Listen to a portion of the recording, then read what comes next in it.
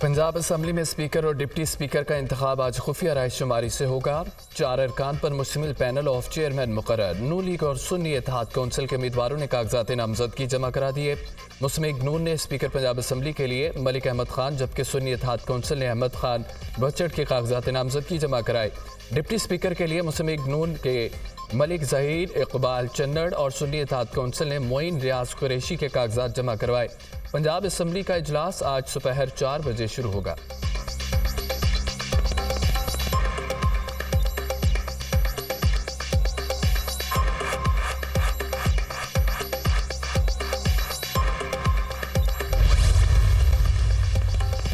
Sindh assembly का इजलास आज होगा। 9 मुंतखब अरकान हल्फ उठाएंगे। स्पीकर सिंध असम्बली आगा सिराज दुरानी 9 मुंतखब अरकान से हल्फ लेंगे। 168 के ऐवान में पीपल्स पार्टी 114 नशिस्तों के साथ पहले नंबर पर है। MQM को मखसूस नशिस्तें मिलने के बाद उसके अरकान की तादाद 36 तक पहुँच गई। GTA की 3 सीटें हैं। आज़ाद अरकान ने सुन्नी इत्तेहाद कौंसिल में शमूलियत की दरख्वास्त दी हुई है।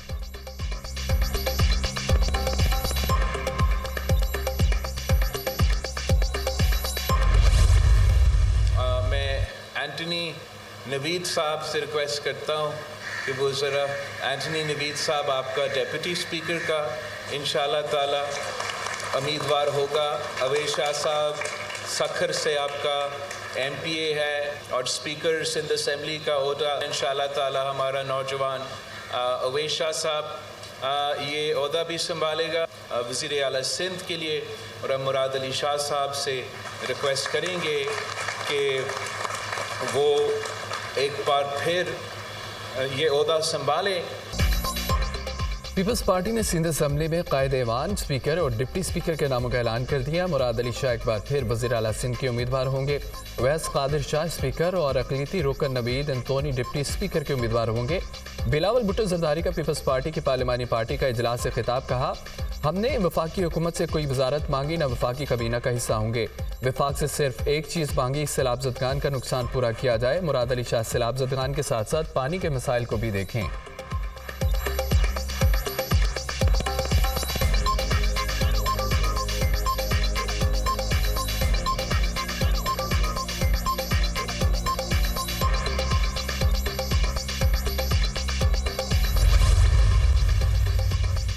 मुस्लिम लीग नून कौमी असम्बली में 84 जनरल नशिस्तों के साथ पाकिस्तान की सबसे बड़ी सियासी जमात बन की। 19 खवातीन, 4 अक़लियती नशिस्तों के साथ नून लीग की 107 नशिस्तें हो गईं।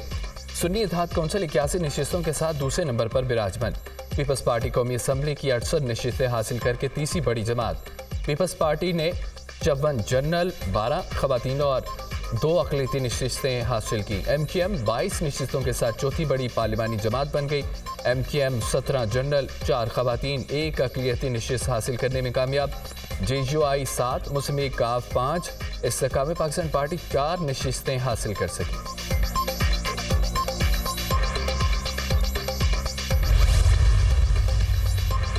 GTA, PTI, जमात इस्लामी और JUI का सिंध असम्बली के बाहर एहतजाज का ऐलान।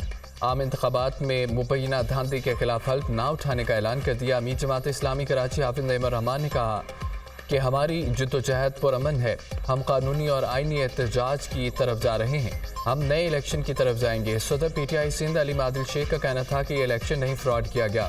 नून लीग PP और MQM से बात नहीं होगी। GTA रानमा सफदर बासी बोले कि धांधली ज़दा इलेक्शन को किसी सूरत तस्लीम नहीं करते।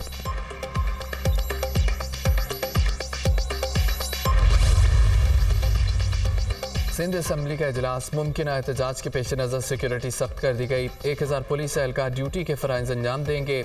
निगरान वज़ीर दाखिला ने बावर कराया कि कराची में दफ़ा 144 के तहत जुलूस और एहतजाजी मुजाहिरों पर पाबंदी है। सिंध असम्बली और उसके इतराफ़ में सिक्योरिटी के ठोस इक़दाम। कंटेनर्स मंगवा लिए गए। किसी भी किस्म की शरपसंदी और लाकानूनियत का मुजाहरा करने वालों के खिलाफ सख्त कानूनी कार्रवाई का इंदिया।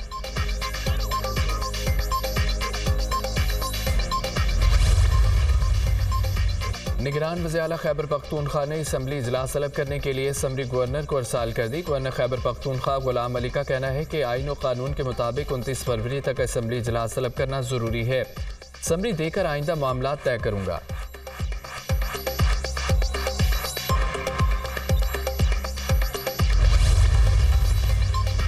सदर नून लीग और नामजद वज़ीर आज़म शहबाज शरीफ से MQM वफ़द की मुलाकात, मुल्की सूरत हाल और सियासी ताउन के हवाले से अमूर पर तबादला ख्याल।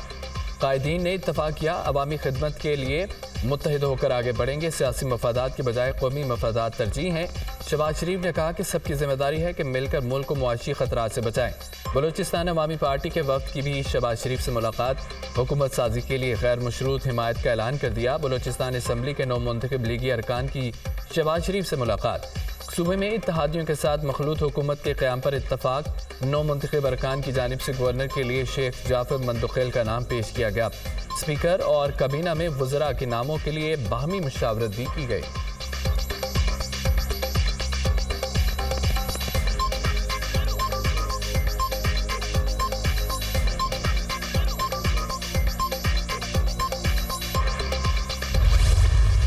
जो लेटर हम IMF को लिखेंगे, हम मुल्क के मफाद में ही लेटर लिखेंगे। मुल्क के मफाद के खिलाफ कभी भी कोई चीज़ नहीं करेंगे। मुल्क की इकानमी को बेहतर करने के लिए हर रोल प्ले करेंगे। हम बहरहाल पाकिस्तान में कानून की बालादस्ती चाहते हैं, पाकिस्तान की बेहतरीन इकानमी चाहते हैं और पाकिस्तान में किसी भी अवाम बुनियादी हकूक़ की तहफ़्फ़ुज़ चाहते हैं।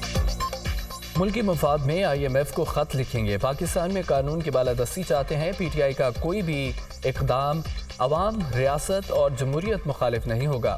PTI हर वो काम करेगी जिससे कानून की हुक्मरानी हो। बानी PTI ने कहा, मुल्क और उसके इदारे हमारे हैं। पहले भी कहा था कि शफाफ इलेक्शन ना हुए तो नुकसान होगा। ये खुद जमहूरियत को डिरेल करने की तरफ बढ़ रहे हैं। बैरिस्टर गौहर की media talk. Barrister Ali Zafar कहते हैं कि हर फोरम पर जमहूरियत के लिए आवाज़ उठाना चाहते हैं। बानी PTI ने कहा, IMF का प्रोग्राम जारी रहना चाहिए।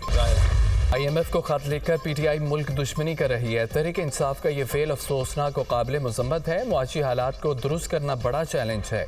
पाकिस्तान में गुर्बत का खात्मा करेंगे, रोजगार के मौके मुहैया करेंगे।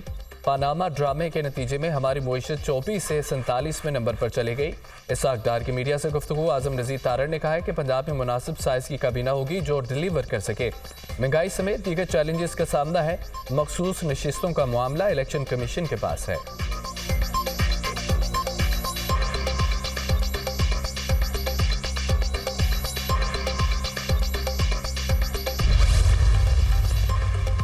नई हुकूमत के साथ काम करने के मुंतज़र हैं। डायरेक्टर IMF कम्युनिकेशन जूली कोज़े कहती हैं कि पाकिस्तान की निगरान हुकूमत ने मुआशी इस्तेहकाम को बरकरार रखा, महंगाई काबू करने और ज़र मुबादला के ज़खायर को बहाल करने के लिए बेहतर इक़दाम किए।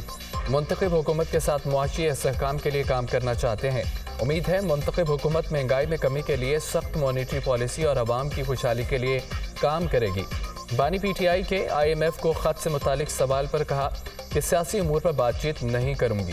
बानी PTI का IMF को ख़त सियासी मामला है। IMF पाकिस्तान के अंदरूनी सियासी मामलात पर बयान नहीं देता।